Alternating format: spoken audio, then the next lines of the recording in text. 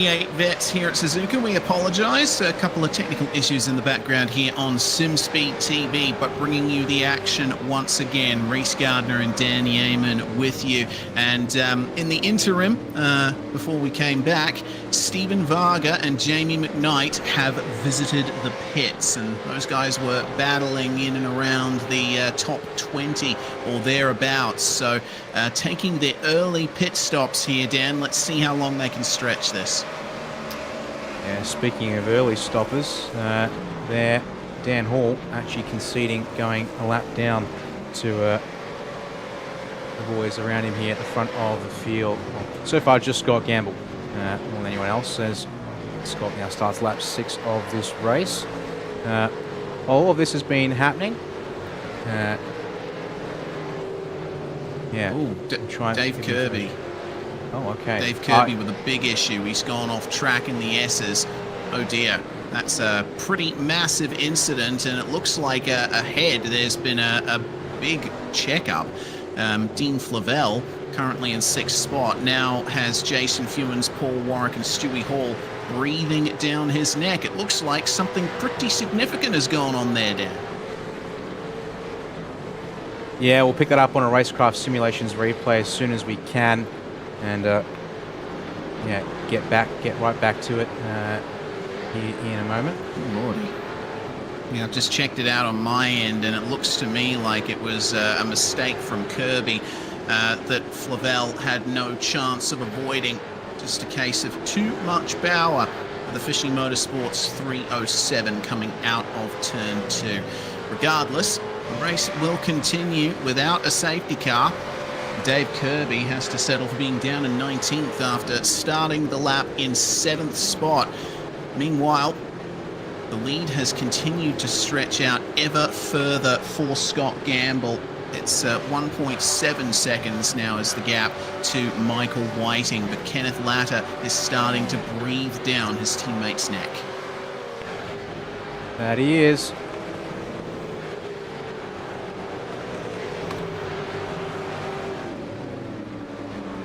So keeping an eye here on Flavell as well. The battle for 6 continuing as the ERT Mustang lets by the rest of our top 3. Flavell, having picked up, I believe, a little bit of damage in that incident with Dave Kirby, has now got this entire pack of cars breathing down his neck for 7th spot. Fewens, Warwick, Hall, Sharp, Travis Hunt as well. Hunt has certainly had a few adventures here. He's only up 1 position from where he started, and that's in the midst of everything that's gone on. So it's been quite a difficult running here for the number 32 Mustang, but we'll see what he can do to get past Greg Sharp here. A bit more aggressive on the exit of Dunlop, but Degner 1, always a difficult spot to pull a move. Yeah, you're not wrong there. Speaking of things, well, speaking of difficulties in the Zoom calls, it's actually get to our drivers on Zoom. First one being Travis Hunt. Speaking of him now in this battle pack, is see here, sequential shifter and all the jazz, and trying to really ease onto the power here through some of these tight and twisty turns. It's been a little tight and tough in a few spots here. As up towards Spoon, they'll come once again here on lap 7. Yeah, Hunter much later on the brakes here, coming into Spoon. He'll hopefully have not carried too much momentum into the second corner, because it's the exit that you need to focus on. Meanwhile, I've just seen Ken Latta there, getting past Michael Whiting for 2nd spot. Looks like a nice trade there between the Fishy Motorsport cars, but we'll stay with Travis Hunt for the time being, see what he can do to find his way past Greg Sharp in the Casio Triangle. He's a bit far back to make a maneuver right now, but you see how much they close up on the way into the corner. If he can nail the exit, if he hasn't burnt through his rear tires already, there'll be a chance. There's Paul Warwick ahead, going into the pits from 9th spot. There we go, some more intrigue and action here on the pit lane. Early on in this race, that's a little earlier than the even-ish stint, as top speed about 275 kilometers an hour there for Travis into the first 2 corners here. That's going to be, well, it's the top speed, it seems, in these cars around this circuit. That'll entry into, I think with 130i, because they have to back off so much, they have to bleed a lot of speed on the way in into 130R. And whereas here at turn 1, they're sort of in a little tighter. There's just some information about some points penalties that were issued earlier on in that one there.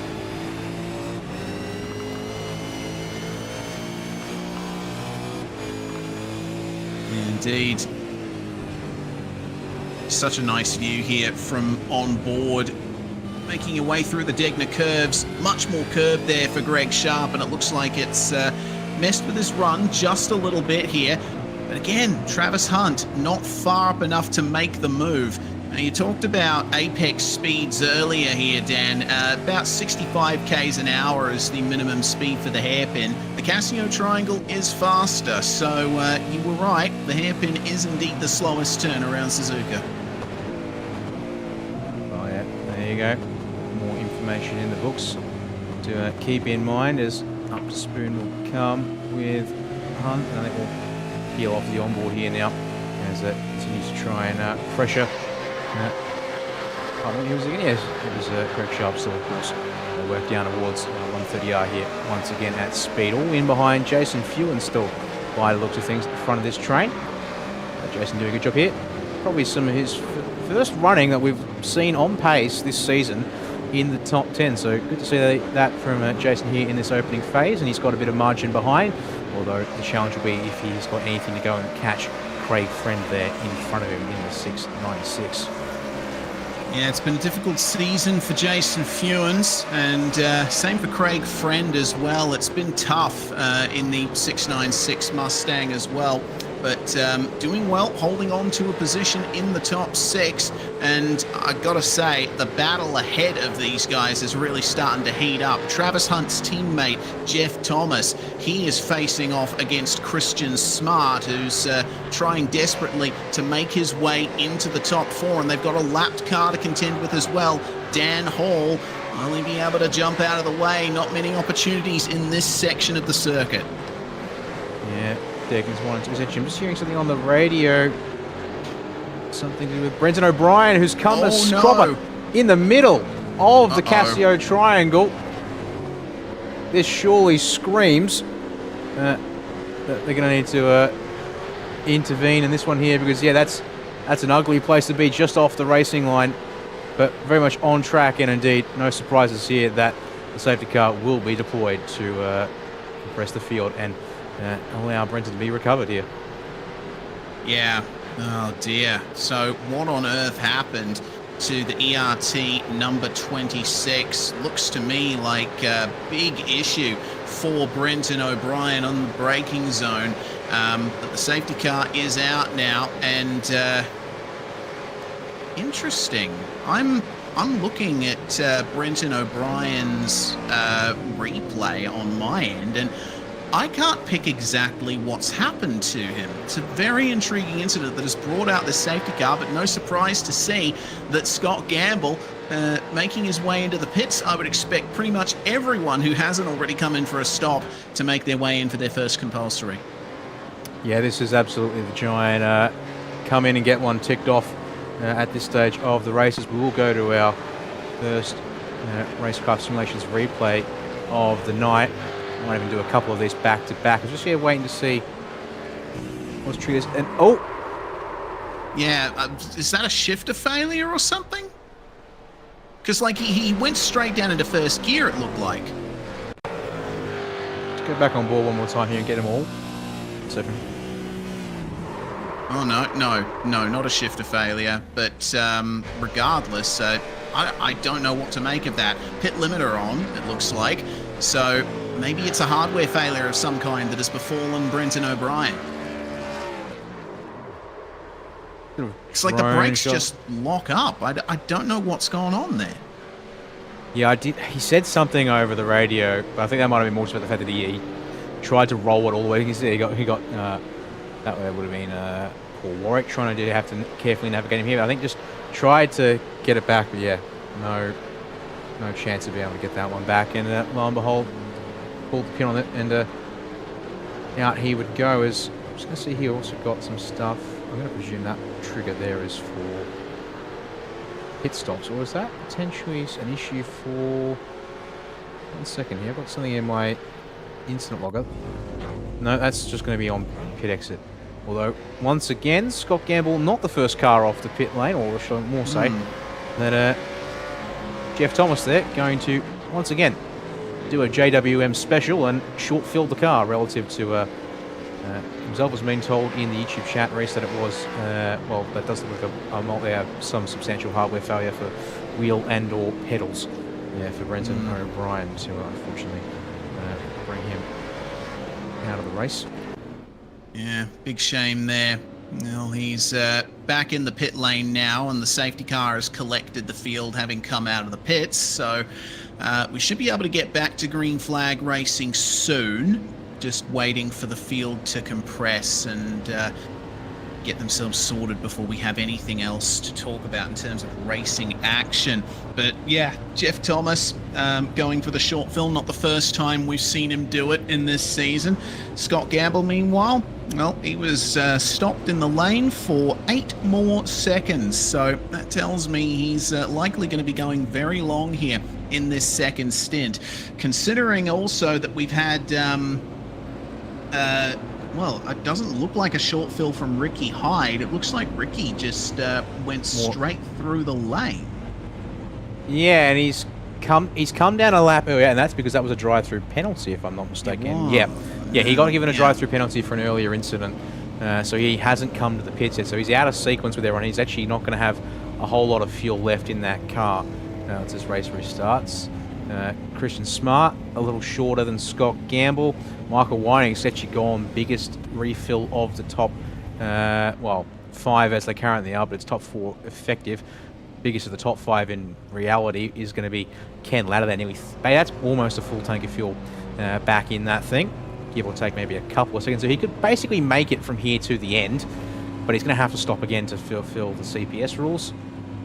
Dean Pavel in the mid-20s, so looking roughly on par there. Same for Paul Warwick. Around at the top 10 with this examination here. Craig Friend there at 29.5 seconds in the box. And in behind him, Stewie Hall at 26. So there's not a huge amount of variation. We're looking at about, for most drivers, sort of between 25 and 35 seconds. Drivers and Jeff Thomas seem to be sort of the exception to the rule. Indeed. Well, now, considering how close the safety car is to the rest of the field, I'm presuming we're going to be staying out for an extra lap here under safety car. And yeah, the BMW M4 GT4 is not going for the pit lane. Scotty Van Loon, meanwhile, we saw him come into the pits very early on in the race. He's taken 2 stops so far, and I'm not too sure if that first visit to the pit lane was a stop. But you know, if you're that far down the field, this might explain it. Oh dear, oh dear, oh dear! 3 wide into 1 down the back straight. Yeah, I think that's pretty self-explanatory there. Yeah, this is back on lap 1, Reese. Unfortunately for him, when it was all kinds of bedlam and pandemonium. So that's what did him in there right off the start of things. We also had on lap 1 an issue for Brenton O'Brien. So on the way out of the Casio triangle. Oh, he actually got a bit of rotation then. That would be Ricky Hyde, if I'm not mistaken. Let me just confirm that one there for you. Yes, it was. Okay. That's why he ended up in a lot of hurt. Paul Burns on lap 2. Around he goes, given a bit of a helping hand by Chad Lewis on the exit, but that would be basically done there, unfortunately, for Paul. David Nash having lap 2, we saw this one live. Actually, he gets the grass and unfortunately goes around all by himself there. He does. And then Dan Hall, I think just gets checked up and all of this, does he? Or did he? No, he got tagged on the exit by Jamie McKnight.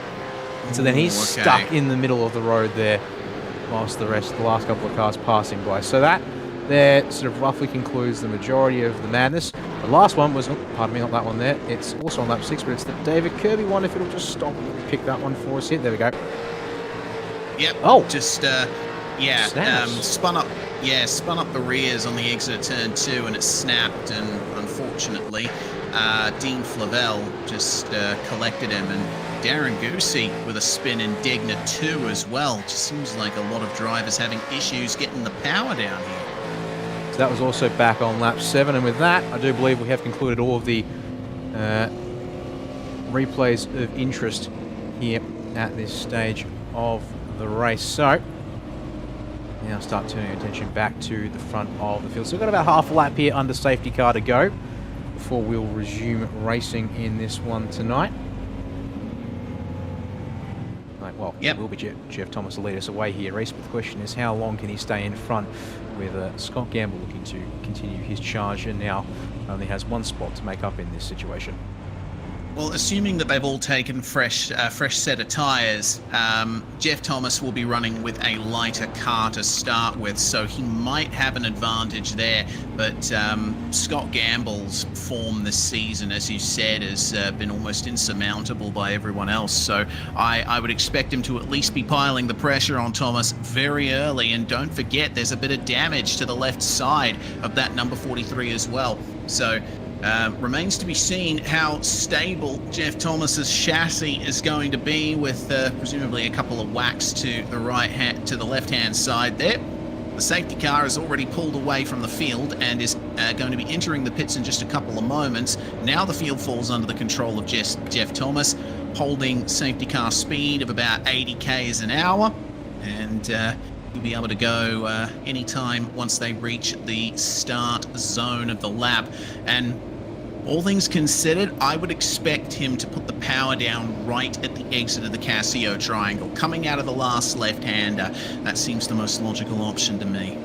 Well, safety car in the pit lane. He's had control ever since the Apex 130R there now, so he's got all this time to choose when he puts the hammer down. But yeah, as you say, Reece, the Casio triangle would be the prime position to make that work as he gets ready to bring him into this final hairpin on the lap.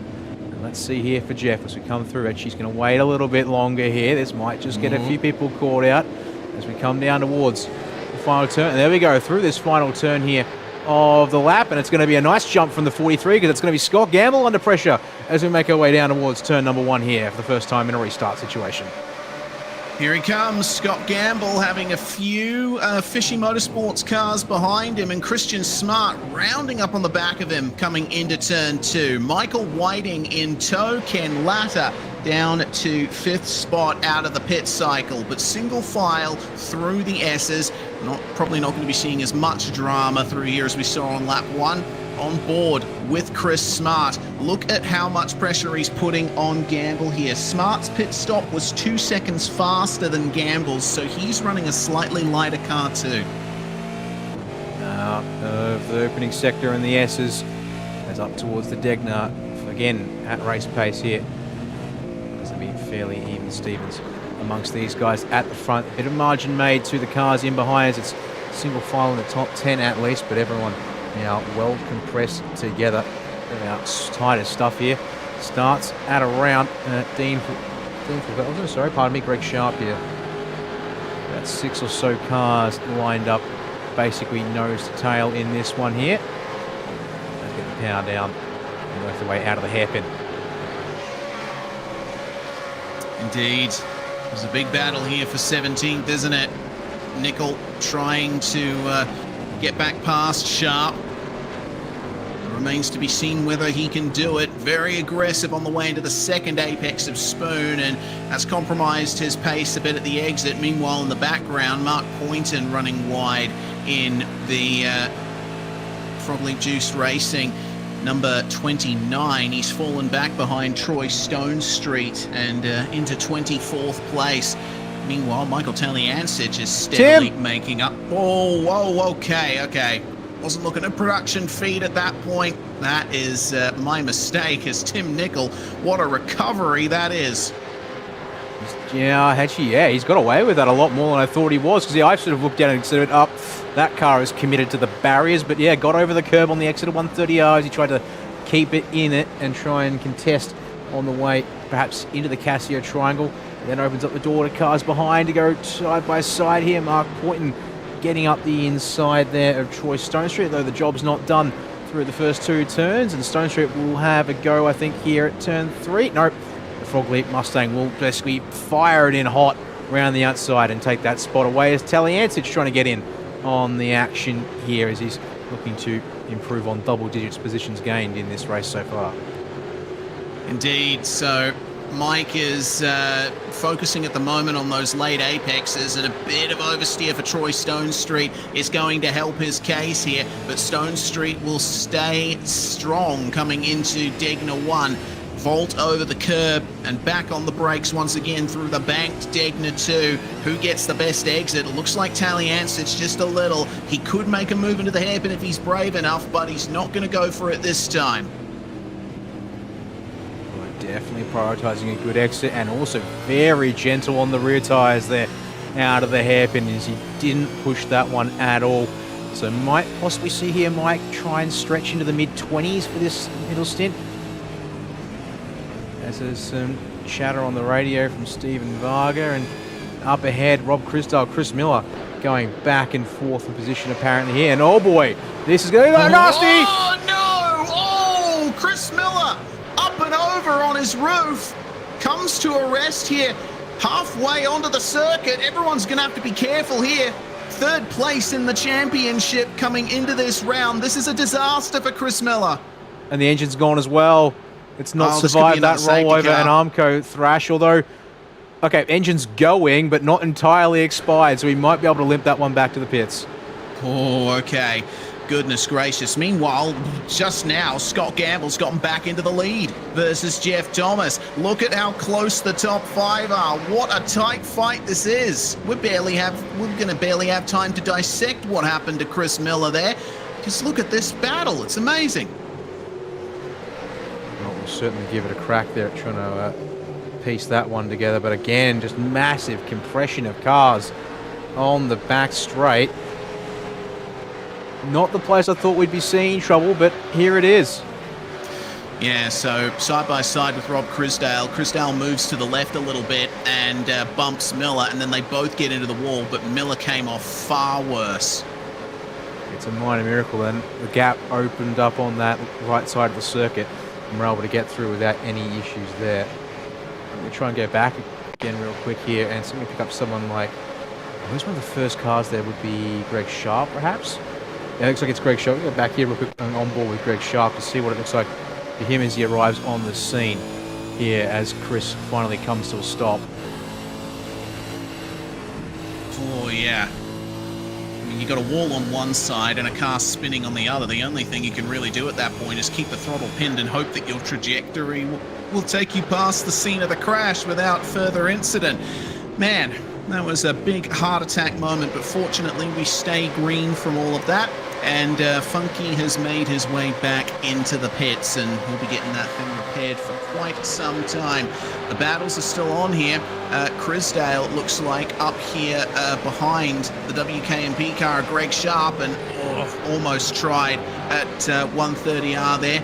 It's looking to be a bit of a passing opportunity in these cars, not to mention the Casio triangle up the inside. Sharp has to give him room, and it looks like with the straighter exit around the outside again, Chrisdale is through into 15th position.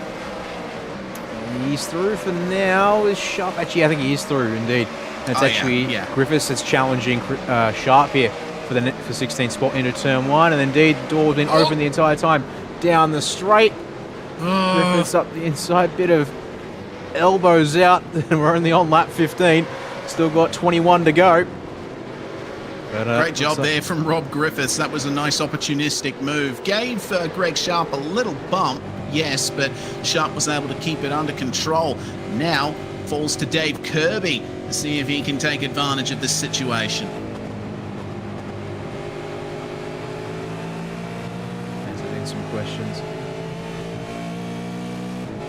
And also an update from Race Control. Second drive-through penalty of the night has gone the way of the 027 of Jamie McKnight, which I presume will be for the incident or the contact with Dan Hall back on lap number 2. See here, Dave's way down the order thanks to his little spin here. Certainly would be looking to get back into the top 10, but he's going to have his work cut out for him here in a 10th spot and in the middle of this battle pack. Yeah, I think his best hope might be a safety car later on. If he can time his pit stop well enough and be fresh out of the pits if another safety car comes out, he'll be able to take great advantage of that. We see that Brendan O'Brien still hasn't emerged from the pits. I think we can confirm him as a retirement from this race.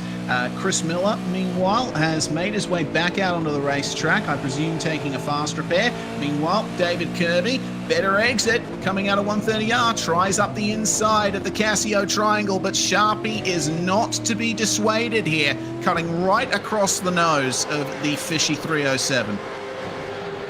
Yeah, Dave didn't quite get there as well, so that made life a little more interesting. As further on back here, Travis Hunt's leading up a bit of a freight train that wants to get on past. First one was Stephen Varga, who doesn't quite get there into turns 1 and 2.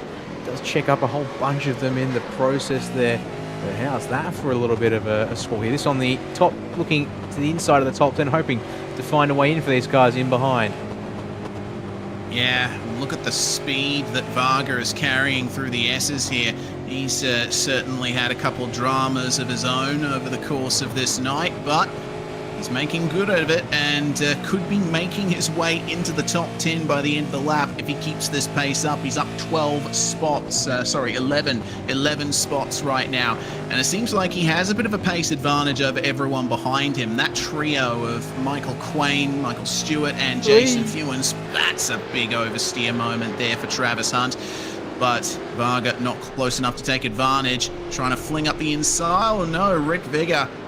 Where is that? That's in the middle of the S's, and he's not going anywhere. Could this be our second safety car of the night? The answer is no. Just being cleared to get back on with it, so now we'll allow that one sufficiently off in the gravel, and presumably therefore checks the boxes for being close enough to Marshall's post and the like to keep the racing going. Turn our attention back up to this one here. It's now just Stephen Varga really on the back of Travis Hunt, because Michael Quain is now the next one who's going to be coming under some pressure here, in particular from, primarily from Michael Stewart here as they run through 130R. Well, that's a good run. That's a good run for Michael Stewart on the exit, but he can't take advantage. Quain will maintain the place with a big slide on the way through, compromised on the exit here, but I don't know if there's anything Stewart will be able to do to get past him here. Oh yeah, he's got the run. He's got the run that he needs. It's going to be side by side on the way into turn 1. Stewart has a good view of all of this, racing in VR. Let's see what he can do here. He'll be glancing to his left occasionally to try and get it done, and gets into the number 57, and oh dear. Well, he's certainly not going to be too happy with how that one went down. He's just cost himself a couple of positions when he almost gained one. Yeah, that's really not ideal in any sense of the word, and that's almost likely to end up being in a bit of trouble there. Hasn't cost Quain a huge amount of time, relative of course, but there is still the matter of what's that, good 4 or 5 spots lost to other drivers able to get through as they both try to gather up the cars. Yeah, goodness me, there's so much action going on here in the midfield that we've completely forgotten about the race for the lead, and basically there is no race for the lead right now. Look at how far ahead Scott Gamble is now. Got past Jeff Thomas some laps ago and has stretched the gap out to 2.5 seconds. He looks unstoppable. Give the man some clear track, which he gets for himself as well by virtue of qualifying strong pretty much every single week of this season. And he's off like a rocket. Took him a couple of laps to get around Jeff, and it's been see you later in every sense of the word. See here, Ken Latta has had some pace over Jeff before catching him, and now I think possibly a little stuck in behind, given the way he's gone from half a second up to quarter second up to matching / slightly down. That there is slightly telling. Speaking of Ken, you can also see there Ken made up great time on Michael Whiting on laps 14 and 15, but then it swung back the other way as it looks he's gotten trapped a bit in behind that 43 machine. Yeah, once again another 10th loss there. Well, you never know. With how far ahead Scott Gamble is now, the fishy trio of Latta, Whiting and Smart might be changing up their race plan here. It seems like it's going to be difficult to get past Jeff Thomas. They might be lifting and coasting a bit to fuel save and potentially save some time on their final stop, or you know, open up the margins a little more to try and have a proper run at the last couple spots on the podium. It'd be interesting to see how that one works out. We do have more pit stops here. Troy Stonestreet making his way in. It looks like he's the only car really in the pits on this lap. Rick Vigor has been in the pits for quite some time, and if you're wondering what happened to Rick, it was just unfortunate. Coming into the S's on the downshift, the engine popped, which is certainly not an uncommon occurrence in these cars. That's a real shame. They just let you bring up on screen, Reese, as well, that at the moment, a 3.5 second gap between, say, Scott Gamble and Ken Latta here in third. That's actually not too bad, because the current margin on pit stop time is around 5 seconds. So as long as they keep the gap around here, which probably means they need to get past Jeff promptly, as well, mind you, to actually probably maximize position and minimize damage, they're probably in a position to come out net ahead unless Scott's able to then go bulk fuel saving and make up the time he sacrificed in that stationary wires in the pits under that safety car stop. Yeah, some strategy intrigue going on here. We have to remember also that Jeff Thomas short-filled at the stop. I mean, Ken Latta actually with the longest pit stop out of the entire top 5. His stop was 35 seconds. Compare that to Gamble, 28.1, and Jeff Thomas was only stopped for 20 seconds. So if I'm Ken Latta right now, I mean, this is just what I'd be thinking if I was in his position. I'd be thinking, okay, it's going to be tough to get past Jeff Thomas. He's got a lighter car, but he's also going to be pitting earlier than me. So I might as well stay close to him, sit behind, save a bit of fuel, save the tires, and then I can have a proper run when I get some clear air. Yeah, all these possibilities indeed are going to be working through these guys' minds. And at this stage, they work out of the opening sector once again. Check back in with them in a little bit, because this battle has been pretty stable. We've got then this sort of next pack of 3 at this stage in time. Pardon me, that's not 4, that is 3. Dean Flavel, one of our other drivers again on Zoom here tonight. Let's see how his heart rate's going in the middle of this little fight for the action. The answer is not too bad, although that might just stir things up a bit with Paul Warwick trying to find a nose up the inside of the hairpin, and the better drive off, and now the inside through the long sweeping right. Might just give that back to Dean. So Craig Friend in the mix here too. Yeah, I'm interested to see that the numbers are telling us that stress levels are low for Dean Flavel. They're certainly going to get higher now. A bump from behind from Craig Friend, and that's allowed Paul Warwick to run away from the battle. And it'll bring Stewie Hall back towards it a bit as well. Yeah, that's a good point there. We've got heart rate, energy burn, and a supposed stress value, which is, yes, indeed, very much in the relaxed range of the scale there, apparently. But we'll see if that heart rate gets up any more later on in the race. But now, so you've got Stewie Hall trying to join the party. Travis Hunt there in top P10. Still got Stephen Varga. Smoke? It was down towards the Chris pit. Miller. Yeah, Chris Miller was doing a burnout in the pit lane. Dramatic pit entry, to say the least. Yeah, I don't know what the deal was there. He it was actually a very slow entry to the pit lane. It looks like he just got into the pits and decided to burn up the rear tires. Right here then. Bit of an odd decision there, but I suppose, you know, he's been knocked out of the race due to an unfortunate incident, and maybe taking his anger out on his rear tires after getting the car repaired. needless to say, this will be a drop round for Chris Miller, I would imagine. Raft of pit stops, meanwhile. We've seen Tim Nicol just come into the lane, same for Dave Kirby and Stephen Varga. Not seeing anyone else coming into the pits in the last lap or so. So it'll be interesting to see where those drivers stack up when things get to their final goings. Jason Fewens, meanwhile, holding on to 11th spot.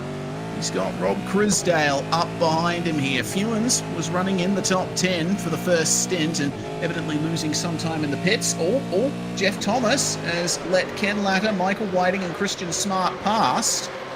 I don't know if that was an incident that happened at Spoon Corner. Actually, it looks like it was. All right. That sounds like a cue the replay. As we're hearing in the background at the same time that Michael Stewart's just being given a drive-through penalty for contact with Michael Quain that we saw once we went to his Zoom feed. So there we go. Up into starter's Spoon. Jeff's in a little hot. It's got loose over the curb. Okay, yeah. So no contact there, but allows the 3 fishy cars through in this nice little train. That's what resets that action there. Well, you said earlier that the margin for the pit stop would be about 5 seconds, Dan. Look at how far ahead Scott Gamble is now. I do indeed see that. So things are going to be tight. There's more drivers coming into the pits, meanwhile. Stewart, Sharp and Quain. I would expect that there's a penalty involved there somewhere for one of those drivers.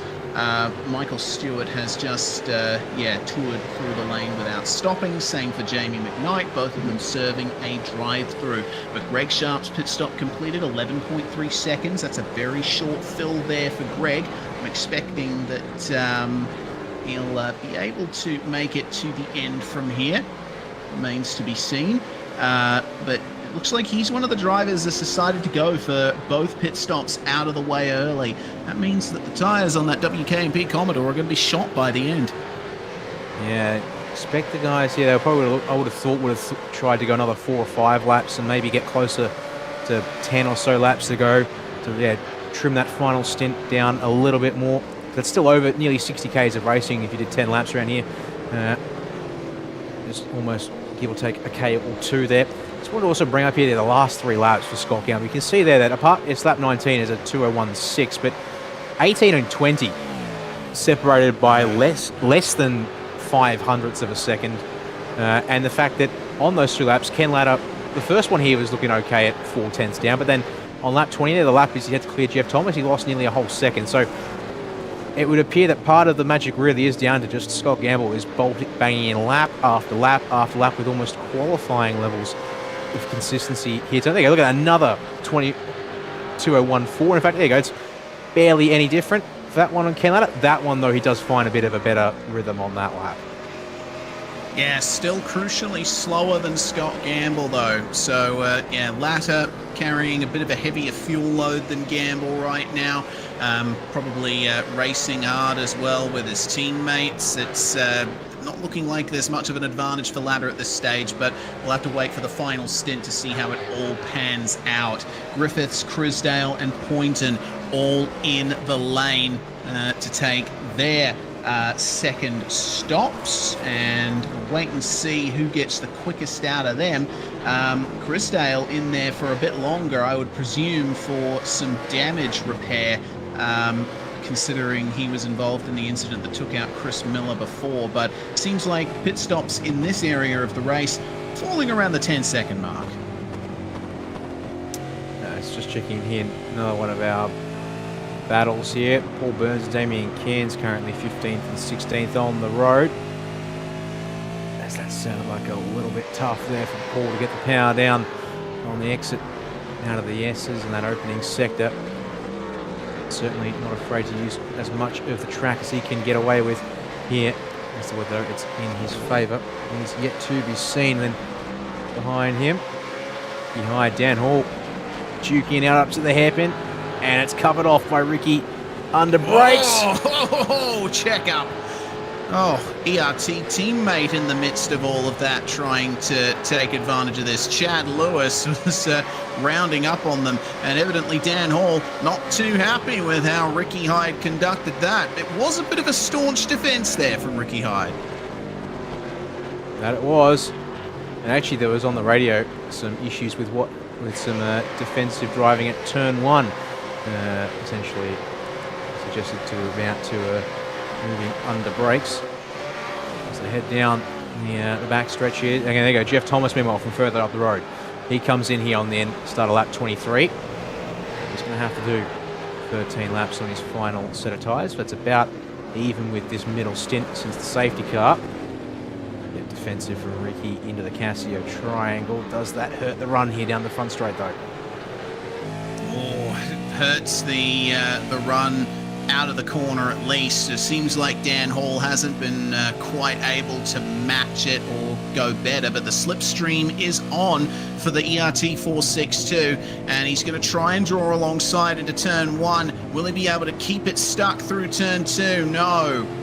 Once you get to the mid-corner there, the car on the inside will just grab at the position back. And Dan Hall's going to have to spend more time here behind Ricky Hyde unless he bumps him out of the way. Certainly not averse to a little bit of contact to get the move done. Yeah. He's not afraid to get elbows out, but all this, Chad Lewis now right up behind them when he was a couple of tenths off the drift. And then Michael Stewart also being dragged back into this. Now, Michael, unfortunately, popped himself a drive-through penalty for incident Michael McLean, but he has since continued on, although owes us a second stop in this race, where he's amongst drivers that have done a couple of their stops already in this one. But this could be an interesting sort of four-car fight if this carries on, although it's going to carry on by the way Ricky Hyde's defending and hurting his own lap speed, it seems, out of the corner there. And how's this for a bit of a train? Oh, all right. Jeez. Yeah, that is quite the fight here. It looks like up in the midst of this battle for 17th, is this for? 17th, yes. Goodness gracious. It's quite a long way back to pick the end of this fight. David Nash currently leading this train. Dave Kirby started in the top 10 and has had a very rough race here, largely due to his own doing. There's been some big issues in the back of the back. Yeah. Yeah, that's big. Jeff Thomas, oh no. Jeff Thomas involved here somehow. Jeff had just come in for his second stop. Same for Jason Fewens as well. Both of them now carrying damage. Fewens moves down to 27th with Troy Stonestreet making the move. How far out were they? My God. Okay. What on earth happened? Oh, it starts with Jason. Oh no. Oh no. Well, if I'm Jeff Thomas, I'm absolutely fuming. Not due to anything intentional, but just the unfortunateness of that sequence of events. Really, you're coming through 200R, and you've got a car spinning across the track in front of you. I don't think Thomas had any time to react to that. I doubt it as well. I just wanted to try and get... So he's on behind Greg Sharp, and then bang! Just got on the grass. Yeah, he's just got the grass with the left rear, and then one more time here with Jeff Thomas' perspective of it all. This is grass dip, hopes that maybe he can get through. No.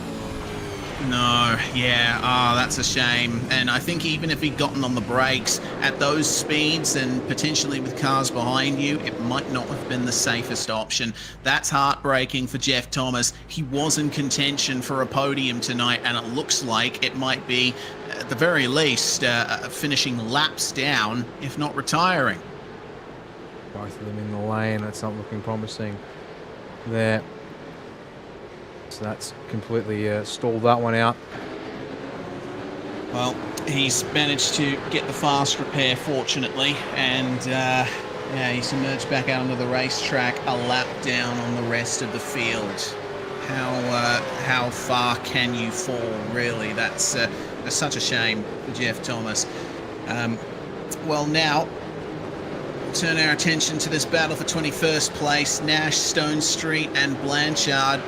All of these drivers have had some kind of drama over the course of this race. I'll tell you what, it's been an absolutely rollicking race for a lot of these drivers. Blanchard, having just come out of the pits, he's got a nice fresh set of rubber on his car. We're going to keep an eye out here and see that, oh dear, that is not ideal for David Nash and who's the driver next to him there? Robbie Griffiths. Oh, just a bit of netco contact, it looks like, in the S's. Yeah, the elbows are now out, that's for sure, and it's not working out for a lot of people here. It seems both cars carry on after losing, though, a whole host of spots in the process. Straight into the pit lane for David Nash. I presume the same. No, Griffiths has carried on. Won't take a stop just yet. Maybe try and go a couple more laps before getting that one resolved. But yeah, it's been an explosive couple of laps. Gap for the lead is continuing to grow. Meanwhile, for Scott Gamble, it's literally, yeah, could not go any better for him. At this stage, gap is up to 7 seconds, as you do. Ken's got his teammates in behind, but they're holding station. It just seems to mean nothing at this stage, really. And then they're the last 4 cars from the front of the field yet to pit in this one. Mike Townshend is next, but he's buried so far in the pack that he's still a long way off anyone up front.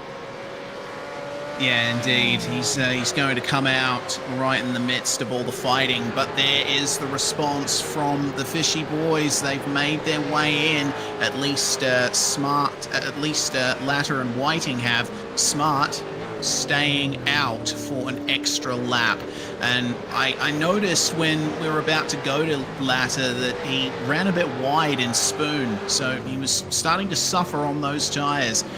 Meanwhile, Dan Hall has no Ricky Hyde for company anymore. Hyde, just a lap and a bit ago, pitted for the second time in this race, and it looks like Hall and Lewis going to try and go long, as Evolution Racing Team like to do on occasion. Well, looks like Scott Gamble was immediately in the lane as well. Look at how much ground Latter has made up. Well, there's that promise sort of, well, it was 5 seconds we saw in the first stop, but it's actually 7-second differential in this second pit stop. So Scott made sure his fueled good, or is this a case of Ken under, or is it a combination of both? Like Scott's put in a bit more than he needed. Ken's tried to gamble here on taking less than needed thanks to being super aggressive in the safety car period, saving fuel then. Either way, this could maybe ignite here in the back end if Ken can find something on this low fuel run to finish off. Damien Cairns off sequence. Yeah, last pitted 16 laps ago, and now he's trying to hang on in front of Michael Whiting. I don't think that's going to work out in the long term for him here, given the tyre differential. That says a lot there as Whiting pulls up on the inside tyre line and will then go around the outside here through the sweeping right-hander. Yeah, that is the difference there, but Whiting has lost some crucial time to his teammate Ken Latter, and when Smart eventually comes into the pit lane, which he is doing now, that might be the difference maker. Smart might end up ahead of Whiting. Smart is now in the lane and up to the pit speed limit. It looks like that is going to almost cleanse the field. Mike Taliancic, the sole driver out there with only 1 pit stop to his name. Meanwhile, the 9th place battle here, Travis Hunt trying to hold on versus Dave Kirby, Paul Warwick and Craig Friend. Looks like Kirby made his way past, no, actually it looks like, wow, this is looking a bit different to what it did at the start of the lap. It seems like Hunt has made his way past Kirby. And you see, I can sort of confirm, there's a feisty little back and forth here that I've got a record of real quick. I might even try and see how this how and where this played out real quick on another one of our replays. So it's down to turn 1. Okay, so basically rewinding to the start of lap 26 here. And so we're going to see these two apparently exchange rapid fire here. Around turns 1 and 2, but it looks like for the first time in a while tonight, Reese, the outside's going to work here. In this case for Travis Hunt. Yeah, very nicely done there from Travis Hunt, and that's exactly what you want to see on fresh tyres in a V8 touring car. Friend, meanwhile, starting to round up on the back of Paul Warwick, and if we look at laps that they've completed on this set of tyres, looks like Friend has tyres that are a lap fresher. At this point in the stint, they're only 3 or 4 laps in. It's not going to make much of a difference, but as time goes on, you'll see more and more of an advantage get to Craig Friend, and you see a little bit earlier on the brakes for Warwick, gets a bump coming into the hairpin, would have entered that a little faster than he'd have wanted, and that little back and forth has brought further into contention Greg Sharp and Stephen Varga, who are starting to round up on this fight. They were running the same pace as Warwick and Friend on the last lap. This might gain them a few tenths. As you watch here, in through Spoon, who can get the drive off. I'm just trying to also piece together things elsewhere on track. We've got three-way fight for this is 16th place. Stuart Hall leads it. He's got in behind Robbie Griffiths and Dean Pavel for close company as Ken Ladder's not letting Scott Gamble go just yet. Hey, that's a good lap there from Ken Ladder. Fastest lap of the race so far. He's taking advantage of the fresh tyres and the lighter fuel load. He's trying to keep himself in Scott Gamble's mirrors, try and psych him out. This is going to be one of Kenneth's best chances all season to have a proper run at Scotty and see if he can beat him to victory. I mean, look at that. I mean, the gap is only small, but it's enough. Once again, though, losing a 10th in the opening sector through the S's and everything there.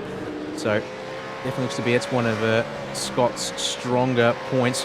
Although on that last lap there, Ladder gained it all back through the middle and then a tiny bit more on top at the end to help seal in himself having the fast. And that's obviously critical, of course, because that's a bonus point back the way of Ken Ladder. If he can't quite beat Scott on track, denies Scott a bonus point that Scott, up until this point, had also picked up in this race. That'll be valuable for trying to minimise the bleeding. Middle sector this time round, Reese, slightly in favour of the 543.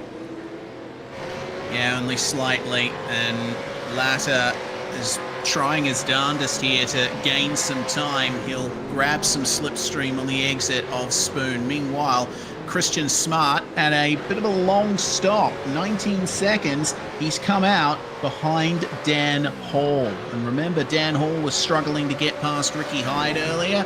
Well, despite that, he's granted himself a position in the top 10, and he may have given up the place to Smart, but he's still 9 spots up from where he started. And how about Chad Lewis as well? 31 positions gained for the ERT 727. Yeah, one of our drivers that didn't qualify tonight, so it's been sort of a cut your way from the back and hope it sticks work kind of move. Also going a very alternate strategy. They haven't stopped now for they've done 18 laps since last pitting. Now, it does say to me that they topped off on the second safety car lap, and they're just trying to maybe possibly make these tyres last. And what's their pace like to the cars behind? Let's go here with Chad Lewis. Well, apparently not completely shocking. Now, part of that is because you have a look at Travis Hunt. He's got his own battles behind to worry about. So if he gets stuck into fighting Kirby, Warwick, Friend, Sharp and Co, there's a good possibility here he won't be able to catch up. 7 to go here. Gap is 7.3 seconds up the road to Chad Lewis. If Travis gets stuck in fighting here, he won't be able to make up that time to the 727, and that should help secure a P8 for Chad.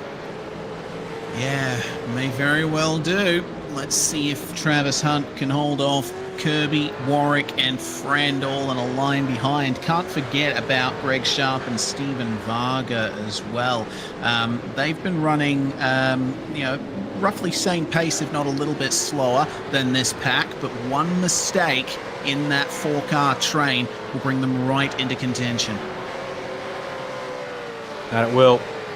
And the fact that it's Hunt from Kirby once again gives me the opportunity to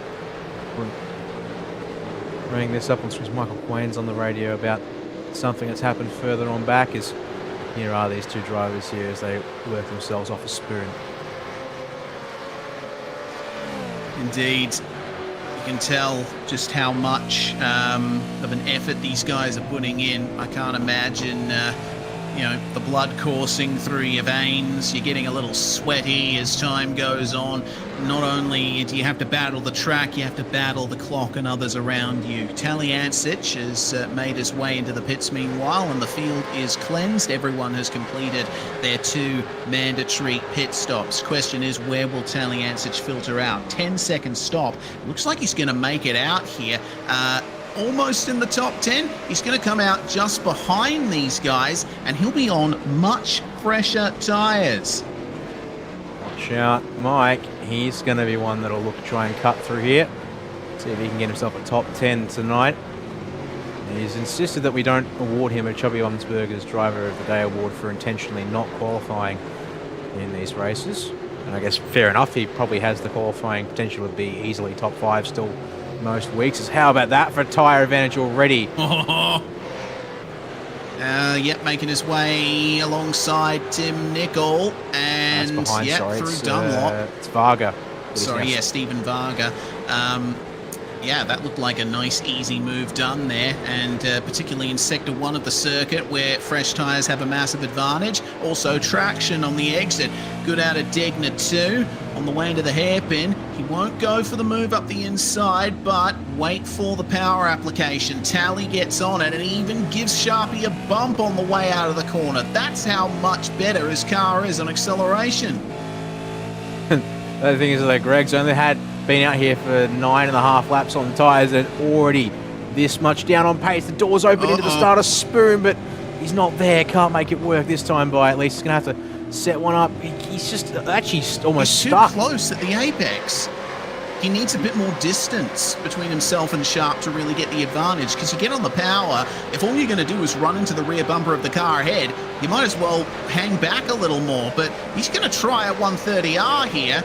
Oh, little compromised for Sharp there, having to take the tight line on the way in. Will Tally dive to the inside at the chicane? He certainly will. Some overlap as they get to the apex. And round the outside at the left-hander, Tally will finally get the position, though not without a little bump on the exit. A little bit of door banging, but he was almost completely through there by that time. So that's basically checking that box there. As meanwhile, it's closed up here between Hunt and Kirby. And Travis is in hot. Can David get it pulled up on the inside? Side by side on the exit of the second corner here. Lap 31, less than 5 to go now for all these drivers here on the lead lap of the race. Coming to the end of this 200k affair at Suzuka. Try and watch these drivers now delicately dancing through the opening sector. Watch out for Taliancic in the background to come carving up the back of these 4 and see if he can make it past all of them. And critically, what's the gap like up to Chad Lewis? I think it has improved in Hunt's favour. Oh yes, it definitely is now. Yeah, for sure. Hunt took 0.5 of a second out, 0.7 on the last lap. That is pretty ridiculous. Oh, same as the big slide there for Craig Friend. How on earth did he manage to hold on to that one? I do not know. I mean, Japan is the land of initial D. Maybe he's been taking some drifting tips from Takumi. I mean, it gets all kinds of out of shape there on the way out of the turn, and he'll carry on with that one there by happenstance. Wow. Yeah, that's very impressive there from Craig Friend. Of course, he has ended up losing touch with the battle ahead and has lost a position to Mike Taliancic, but you never know. Taliancic, obviously being the faster car on fresh tyres, maybe Friend will be able to stick in his slipstream and get back up to these 3 who are dicing and carving their way around each other all the way through every corner on this racetrack. Travis Hunt will lead the battle across the line here to start lap 32 of 35. But Dave Kirby is searching. He's looking for it in the slipstream. Paul Warwick doesn't take the bait. Hunt again, defensive versus Kirby. Is there going to be a dive at turn 2? Kirby's not far up enough, and the left side tyres will already be very heated from that run through turn 1. Kirby's going to have to wait. He is. He also, yeah, Travis got that one pulled up nicely that time through turns 1 and 2 as well, which meant that he didn't expose the apex of turn 2 on that particular occasion as well. Check in with these guys in a little bit, because this, for a moment, was looking interesting. And in fact, you can see here, back and forth on this current lap, I think. Yeah, big time loss in the opening sector for Ken Latta. Just wonder if he's, see, a little bit more time lost in sector 2. There's a possibility this maybe swings, it's swinging, and finally Ken's found some rhythm here at the back end of the race. He's just going to need to find a little bit more to have a crack, it seems, as we're coming up to 3 laps to go next time across the line for these two. Yeah, Latta did miss an apex in the S's. I went back and checked, so that at least played a part in the time loss. Meanwhile, Dan Hall and Chad Lewis still holding on to 6th and 7th. And they're running pretty consistently with the pack behind. Travis Hunt, in the midst of all the fighting he's had to do with Dave Kirby and the like, has not found the pace to try and make some ground up on these guys, still with 6 seconds advantage. And Hunt, you know, he is gaining, but not by much anymore. No, not when you've got Dave Kirby trying to eye off your spot. Paul Warwick there, rear gunner, support for Dave Kirby, one of the two, however it plays out. Taliancic now trying to get spots here late in the piece. Along Craig Friend, Stephen Varga even still hanging on to the back of this pack by a hair, as well as they will also start their 33rd lap of the race here across the line. 3 laps to go here at Suzuka, and the lead for Scott Gamble has continued to extend, now 1.4 seconds over Ken Latta. We keep an eye on the 17th place battle as well. Hall, Flavel and Blanchard all dicing over this place, but short of a big mistake from Stewie Hall, not sure how much ground Flavel can make up. They all pitted on the same lap, and Flavel has been looking aggressive on his way into the corners, but it doesn't seem like there's much more he can do from here. Chrisdale, Quain and Hyde, meanwhile, in lockstep here for 22nd place. And man, Ricky Hyde has been has definitely had an adventurous race here so far. Despite everything that he's faced, a drive-through penalty included, he's still 10 places up from where he started. Just a credit to him at this stage in the grand scheme of things, as you've also got this battle here with Mark Poynton leading Paul Burns, Jeremy McKnight, Michael Stewart around 25th through 28th place on the road, and that just about does it for battles in this one here. Speaking of which, turn our attention back up to Hunt, Kirby, crucially, Taliancic now crawling all over the back of Paul Warwick here in this one. Yep, exit of Spoon, Taliancic a little compromised, but he still has much fresher tyres than all of these guys. He's got a 7-lap advantage over Paul Warwick, a 10-lap advantage over Dave Kirby. So look for some big moves to be made in these last couple of laps here. Maybe this is the chance that Taliancic will want. Warwick sliding on the way out of 130R, just went over the curb and onto the green painted concrete. That's a popular place to have a spin. Not much Taliancic can do at that point, but maybe into turn 1 he can get it done. And what did I say before about Craig Friend? He's stuck with Taliancic, and he could stand to gain a position here if something happens to Paul Warwick on the way into turn 2. Nothing will happen in terms of contact, but he will have to give up the position to Taliancic, and Friend is right there to take advantage. Tries to stick one up the inside into the S's, unsuccessful, but he should be able to keep the pressure up over the last lap or so. Yeah, that's a very nicely done move. It was well defended from Warwick too. They didn't give that one up too easily into turn 1, but in the end, that tyre advantage definitely working out for Tally. And even though his tyres will no longer be in their prime as he keeps trying to work them hard here at the end of the race. It's worked out for him nicely going along, getting into clean air. Has ticked plenty of boxes, it seems, at this stage. As we're in these final stages of the race. Just up the road, it looks like it will now be Actually, that's Jeff Thomas in behind, unfortunately for Jeff. Back out on track, but 34th place, a lap down. Here along with Rick Vigor, our 2 cars circulating. And his car definitely damaged. Definitely haven't been able to fix that up in the pit stop fully. That was a little off sounding as he made his way up here to Spoon. Yeah, I mean, what could have been for Jeff Thomas, right? Yeah, he's going to have to let these guys go. His teammate Travis Hunt leading the way in this battle pack still. Can Talyancic make his way past Kirby and Hunt on the last lap of the race? Speaking of the last lap, our leaders have just taken the white flag on their way into turn 1. Tally up the inside of Kirby at the Casio triangle, gives him a bump, sends him wide. Kirby has to yield, and on the power, Tally will get jetting away. That might have cost him some valuable time. He might not be able to get into the top 8 with that little scramble. Just while we have the time here, I'm not expecting any big moves into turn 1. I want to highlight Damien Cairns. We haven't given him much airtime this race, but he's made up 18 spots and is in the top 5. The Accelerate Sim Racing driver will certainly be happy with how tonight has gone.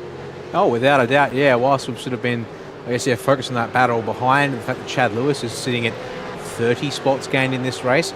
18 puts Damien Cairns their 3rd biggest mover up the field tonight, in behind Lewis and Talyancic behind him, along with Rob Christel and Dan Hall, all making double-digit gains as well here tonight. So definitely, whether you give it to Chad Lewis for making up 30 spots, or whether you give it to Damien Cairns here for a top 5 finish and still up 18, we'll have to decide on that one in a little bit here with Cherry Bunsberger's driver of the day.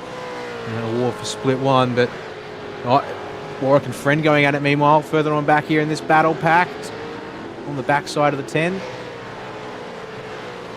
Yep, difficult stuff between these two.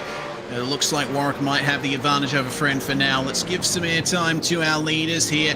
Oh, Scott Gamble, the star driver of this season and championship leader coming into this round, has shown that he has what it takes to take the title in emphatic fashion. Another win on the board for the 9.5 SimSports 543, but Ken Latta gave him one heck of a race. Finishes in 2nd spot after starting 4th. Michael Whiting gets onto the podium. Brilliant stuff from him. And Fishy Motorsports dominating the top 5 there with 3 cars in it. Indeed. Damien Cairns going to round out your top 5, and that's going to be Dan Hall and Chad Lewis in behind. Travis Hunt is going to hang on. Is he ahead of Tally? Yes. Yes. Close, Only but yes. enough. And in saying that, there's also the fact that Dave Kirby did call in the contact with Tally there at the end of the penultimate lap. But whether that gets adjusted via points at the end of that one is yet to be seen. I think we've just had a drag racer exchange right at the end of that one. Further on down the order. Boynton versus Quain, it looks like. And only a couple of tenths between the 2 Mustangs there. Ricky Hyde, meanwhile, down in 29th place. He's going to be finishing a long way down.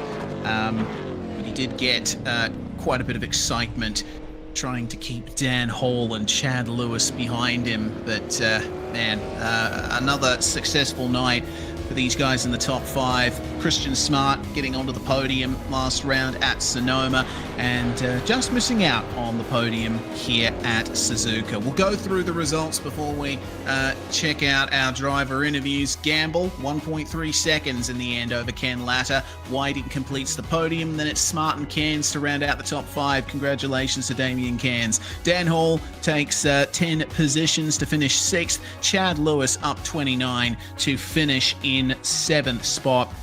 Certainly fantastic there. Travis Hunt will finish ahead of Michael Talyancic, who didn't qualify on purpose. Kirby will round out the top 10, 3 spots down. It was a bit of a tough race for him. Yeah, it was definitely a mixed one there for him. First car outside the 10 will be Paul Warwick there in the 05. I actually held that spot comparing start to finish for him tonight. In behind him was Craig Friend, there, unfortunately down 4 spots to finish outside the top 10 for the 696. +9 though for Stephen Varga to be up into 13th place tonight. Tim Mickle also gaining 3 spots to finish in 14th, so solid work there from those guys. Likewise, Robbie Griffiths up 5 spots to take that P15 spot, although then we get into a couple of drivers here. Unfortunately, rough nights for them. Down 4 for Greg Sharp to finish 16th. Down 7 for Stewie Hall to end up there in 17th.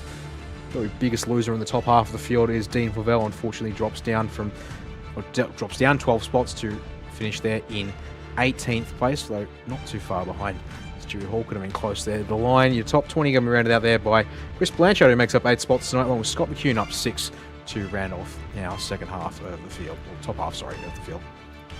Rob Christdale started outside the top 30. Well, he gets 21st for his troubles, though not without plenty of dramas, particularly with Chris Miller. Mark Poynton gaining 10 spots to finish 22nd, ahead of Michael Quain. That was a late change for position there, ahead of Jamie McKnight, who suffered a drive-through penalty early on. Paul Burns up 3 spots to 25, and Damon Fisher down 2 in 26th. Stewart down 12 spots, and another tough race out there for Michael. Scotty Van Loon had to visit the pits quite a few times this race, 4 times to be exact. Most visits to the pits out of anyone apart from Dan Hall, and will ultimately still finish in the top 30, along with Ricky Hyde and David Nash. And our last couple of drivers in this one tonight going to be Troy Stone Street there in 31st, with Darren Cousy in behind him for 32nd, and Jason Fewens considered the last car on the lead lap there in 33rd spot. And then you get into Rick Vigor and Jeff Thomas, classified a lap down in 34th and 35th, and unfortunately for all of the success in the front half of the field, Jeff Thomas, that will be the biggest loss of the race tonight there, down 33 spots. And then our 2 retirements this evening here in Chris Miller and Brenton O'Brien, unfortunately, to round out our finishes. Or starters, I should say, because unfortunately those 2 did not finish here tonight. Yeah, shame for Miller and O'Brien. But before we get to our driver interviews, we do have one more thing to highlight. The Chubby Buns Burgers Driver of the Day Award. I think, Dan, we have to give it to Chad Lewis for a massive drive up through the field after not qualifying. Pretty massive effort there from the ERT 727. Oh, without a doubt, yeah, for sure. So actually might see if we can even grab him in. Well, let's see, who have we got? We've got a couple of people in the interview booth, but we've got our podium list. We'll grab them first. So that was, we'll come back. We'll grab Chad hopefully when we can, but start with our podium. And I don't know which way we want to go, but you know what? You've decided for me, and that works for me. 1, 2, 3, works out pretty nicely here. Scott Gamble once again having the pace on the field tonight, but that final stint there can give you a good run for your money there tonight. Yeah, how you going? Yeah, he did. They had a good fuel strategy with that safety car. I knew they'd taken on a lot more fuel than what I did, so I had to go pretty hard after the safety car, and fortunately got past Jeff.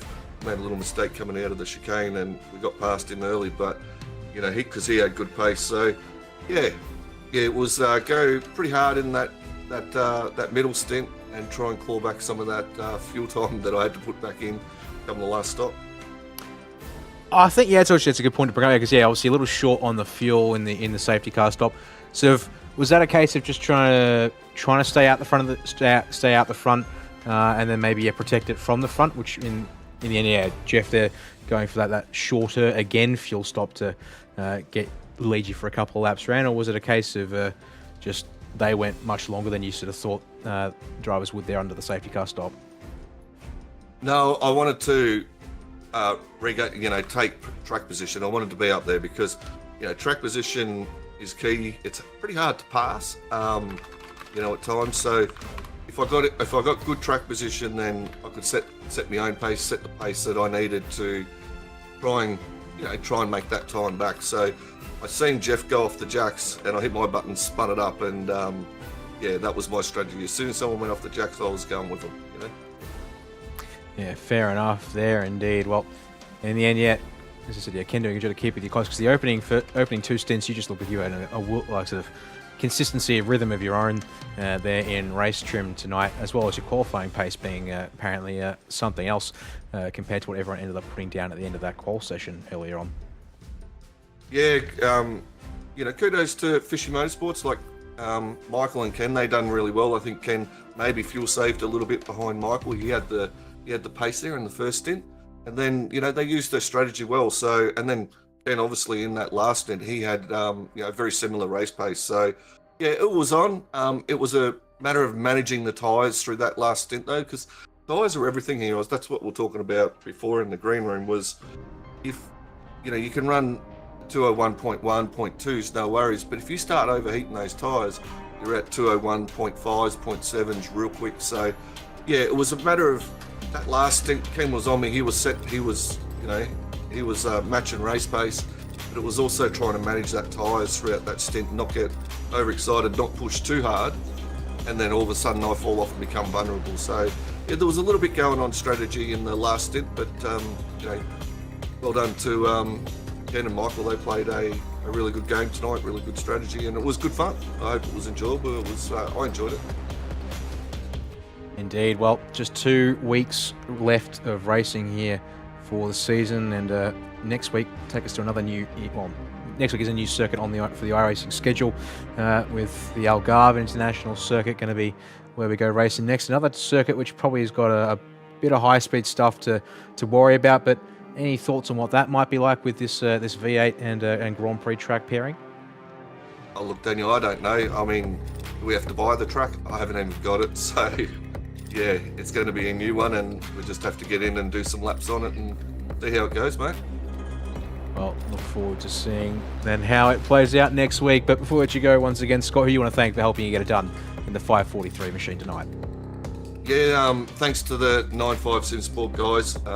They're always, you know, they're always there having a chat, and yeah, I appreciate, you know, the support that I'm getting off them. So they're sponsors over there at 95 RaceKraft, Turn Apparel, RSW Graphics, Racing Years, Prestige Cinematography. Big shout out to them. Thank you very much. And, you know, to you guys over at SimSpeed, looking forward. Thank you for the broadcast. I look forward to, and the interview, I look forward to watching that back later. To Ken and Michael and Christian as well, you know, the Fishy guys, they put on a really good show, and it was good fun. Enjoy racing them. So, and to the other drivers and all them, and yeah, the sponsors of the league, I'm sure you'll go through them later, Dan, but yeah, thank you to them. Oh, good to hear it once again, and appreciate it from you, Scott. Our race winner here tonight at Suzuka for round 8 of the RaceKraft V8 Veterans Championship this season. Race sender, hand to you to, as I quickly get things set up here, to Ken Ladder, who comes home in 2nd place tonight. Yeah, Ken, it was an interesting race from you. You got close to beating Scotty there, and certainly should be happy with a 2nd place on the road after starting in 4th. Really, it came down to that 2nd stint, I think. All of that time running behind Jeff Thomas there, potentially saving a bit of fuel, allowing you to shorten your 2nd stop, or was there more to it than that? Wasn't saving fuel. I was just trying to apply pressure without really making any big moves on them, because the tyres are just so fragile around here. And when I made the pass on them in the first stint, I had nothing after I made the pass, and I'm like, oh, I can't do that again. So I just applied pressure, and unfortunately enough, he made a mistake in the latter half of that of the stint. So we lost out a bit too much to Scotty to make it up in the pit stop. It was close. At least this time it felt like our pace was similar-ish, particularly in the last stint. I found it all right to sort of like hang on to him. Yeah, it certainly looked like you had the pace advantage at the start of the final stint, with a bit of a lighter car as well, having taken a bit less fuel overall in the race thus far. But yeah, I think you should be happy once again with another 2nd place on the board. Next up, of course, we're going to Algarve, and with the end of the championship closing in, now is the time to really start racing for those wins. Oh, most definitely. I mean, anything can still happen. The last round isn't a drop round. You can't drop it. So if for some reason someone doesn't finish, you know, not wishing that on anyone, but you know, it can really throw a spanner in the work for all of us. That's for sure. Indeed. Well, floor is yours, Ken. Another podium on the board. Who do you have to thank for it? Well, well done to Scotty. He drove another good race tonight, and Whiting and Christian, to wrap out the top 4, and just you guys and Race Control, and of course our sponsors: West End Motor Group, Infinity Design, DC Shades, Battery Warehouse, Early Beach, Precision Sim Training, and thanks to all the guys at Fishy for all the support. Thank you. Ken Latta with a brilliant podium finish here tonight, and the same for his teammate Michael Whiting. Dan, you stood by with him. I have indeed, and good to be able to chat with you once again, Michael, after that podium at Silverstone to kick off the podiums for the season, and here once again at Suzuka. Yeah, cheers, guys. Well, also a strong qualifying for you once again. Actually, sorry to cut you off a bit. I'll get you jump sort of talking to things race. Qualifying strong once again. Also up here with Ken and Chris. How's obviously being here? You've got strong team representation in this top split this season. But how's it sort of help you guys obviously be able to work off each other? Sort of, first for those who maybe don't really have a feel for how much the team element really helps you guys out here on track. It does to a point. Obviously, the fixed setup, everyone's on a level playing field, and then obviously you have 2-lap qualifying, which is lone qualifying. So there's the team aspect of it doesn't come into qualifying as much. But in the practice side of things, we can bounce ideas off each other and, hey, you need to do this here and this here, and try this and try that, which helps a lot for different people. We're always bouncing ideas off each other, and what gear to take that corner in and what's a bit quicker and all that sort of gear. So that certainly comes into play. But racing side of things, obviously from my own perspective, I try and look at it as a championship thing. Kenny's up there higher than I am, so I want to try and get him in front of myself if possible.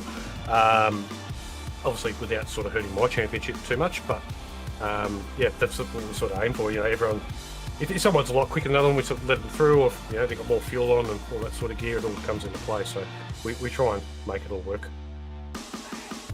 Valuable insights there indeed. Well, that race ended up being sort of managing sort of that middle pace, and also had drivers like Jeff Thomas there in that mid phase, trying to do a bit of a different strategy, shorter on fuel than the majority of you guys there. How did that sort of feel like, knowing, also seeing that he went out there to get the lead off the restart, but then started to come back towards you guys a bit there? Sort of, was there a point where you sort of felt like you were really being held up by Jeff, or just sort of able to work with that until unfortunately he had a moment which saw him drop off and out of that lead pack?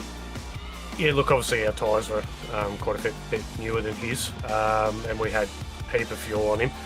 So we were getting held up a little bit. Obviously the racing would have been a bit closer after the second pit stop if we had got past Jeff earlier, but that's racing, it is what it is.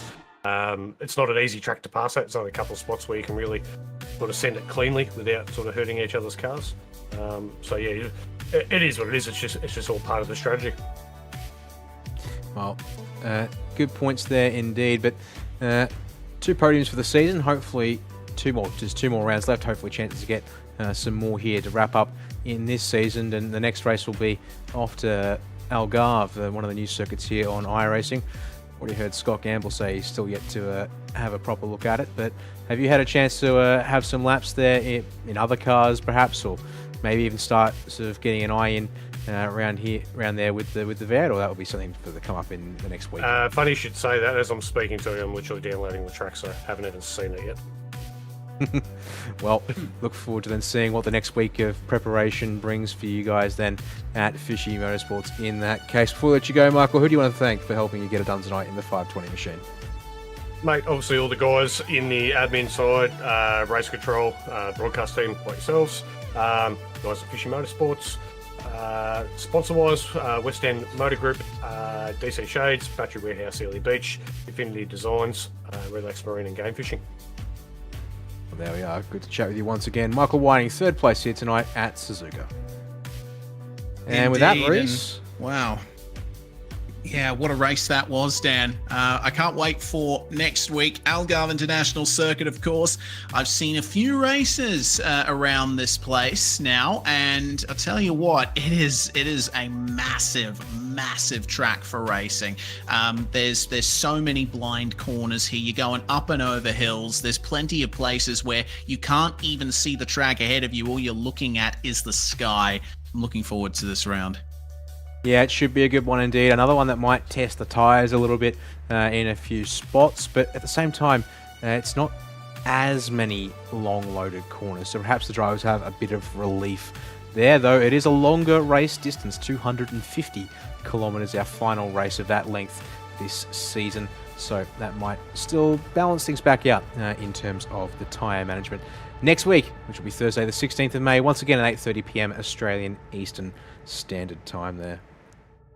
Indeed. Big thanks to everyone for tuning in over the course of this great night of V8 racing and the RaceKraft Simulations V8 Vets Championship. All of the sponsors up there on the screen. Big thanks to the lot of you for helping to put this show on. Certainly a fantastic series to be a part of here on SimSpeed TV. I'm Reese Gardner, Dan Yeaman with me in the comms box and producing behind the scenes. From all of us here at SimSpeed, we say bye for now. See you at Algarve. Racing isn't easy, but experiencing it is. iRacing puts you in the driver's seat with the industry's leading sim racing game. Drive on laser scan replicas of the greatest racing circuits from around the world. Go head-to-head against other drivers chosen by skill-based matchmaking to ensure competitive racing at every level. Compete across all your favorite series. In officially licensed cars, engineered to deliver the most accurate driving experience possible.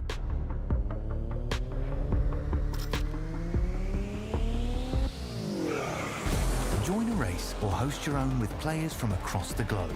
Race against the computer or in a league with friends. Feel the thrill behind the wheel. Visit iRacing.com.